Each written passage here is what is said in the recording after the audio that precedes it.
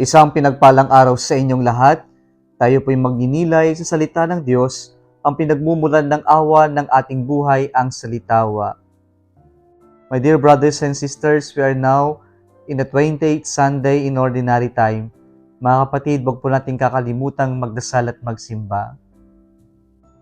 Sa palagay ko po, lahat tayo, marami tayong ipinagpapasalamat sa buhay.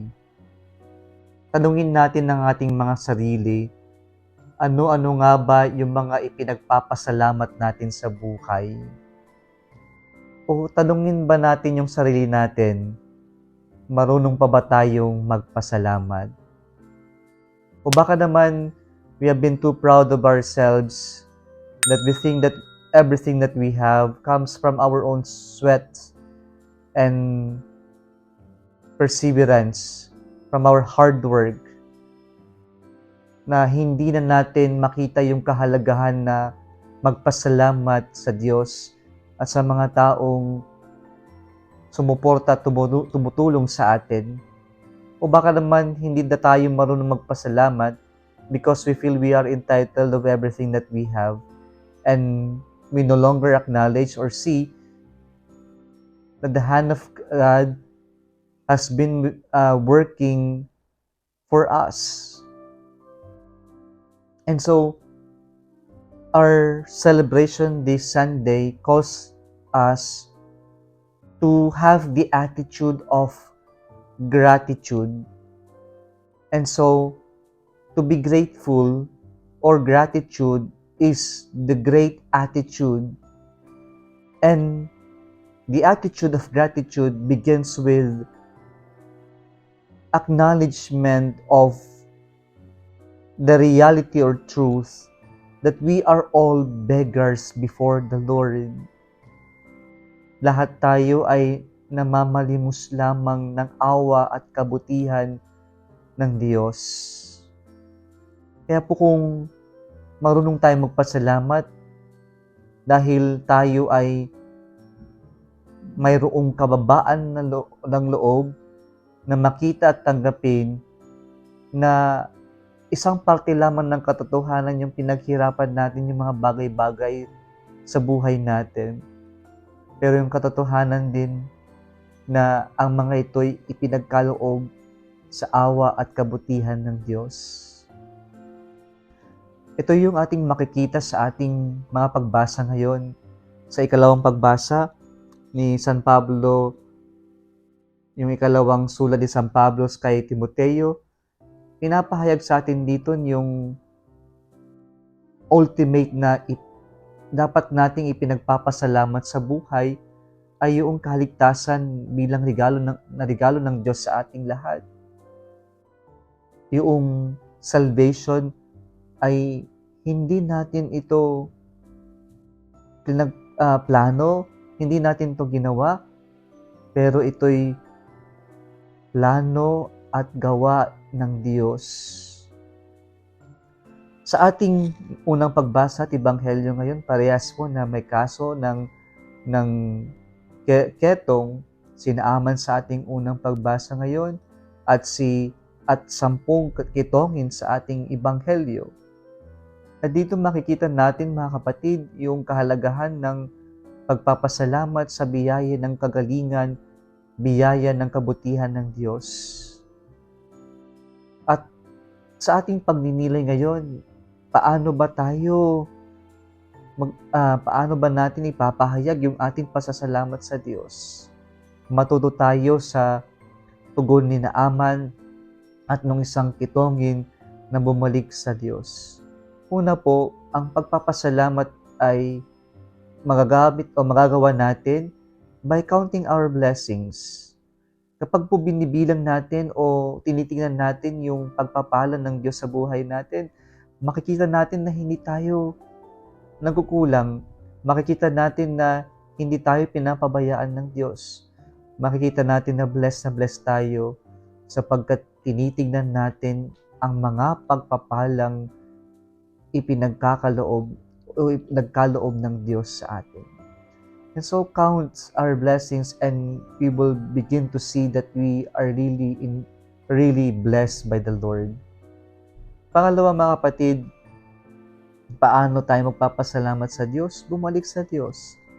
Ito yung ipinakita ni Naaman na gusto niyang ibalik sa Diyos yung kabutihan na kanyang natanggap.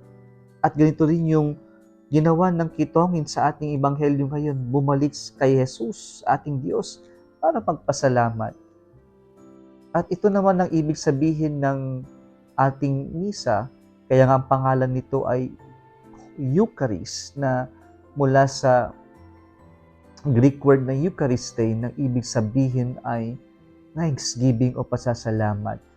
Tayo ay nagsisimba, tayo'y nagdiriwang ng banal na misa dahil kinikilala natin ang kabutihan ng Diyos, ang mga pagpapala na natanggap natin. Kaya marami tayong ipinagpapasalamat sa Kanya.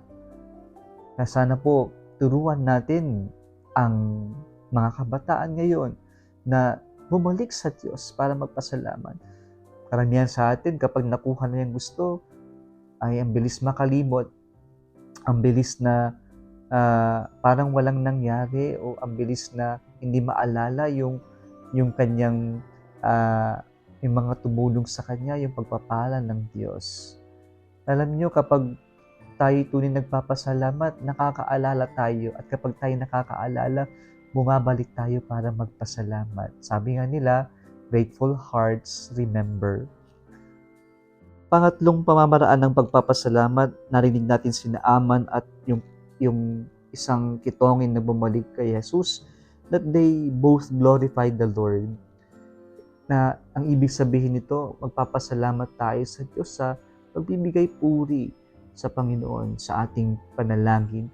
Yan po isang pamamaraan ng pagpapakita ng ating lubos na pasasalamat sa ating Panginoon.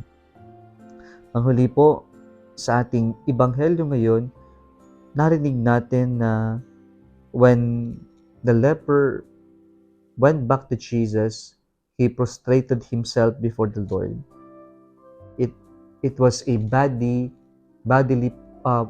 posture that really signaled his gratitude to the Lord for the gift of healing that he received. At dito makikita natin na ang pasasalamat also requires action. Na when we are grateful, then it is not only how we say it, but how we also do it. Meaning to say, when we are grateful for what we have received, then we will also learn to be generous. We will also learn to share our blessings to other people. Kaya nga pa yung pasasalamat natin ay kapag ito'y ating i-translate sa English, ito'y thanksgiving. At yung salitang thanksgiving parang pinaghalong dalawang salita, thanks at giving. And so when we are really thankful, then we must also know how to give. At ito yung pang-apat na pamamaraan ng pagpapakita ng pasasalamat natin sa Diyos. Sapagkat ang tunay na nagpapasalamat hindi madamot, ang tunay na nagpapasalamat sa biyaya ng Diyos ay marunong din magbahagi ng kanyang pagpapala. Mga kapatid, let's try to remember and count our blessings. And when we see how blessed we are, then we would always return to the Lord and express our gratitude to Him, and we would continue to glorify His name because the Lord has done marvelous things in our lives. And then, because we acknowledge that we are all beggars and we have been beneficiaries of the goodness and generosity of God, then in our own way, we also would share our blessings to other people. We would also, like our God, be generous in sharing what we have received from Him. Kung nagustuhan mo ang video na ito, huwag kalimutang mag-like, share at mag-subscribe sa Salitaw Facebook page and YouTube channel. Muli isang pinagpalang araw sa inyong lahat.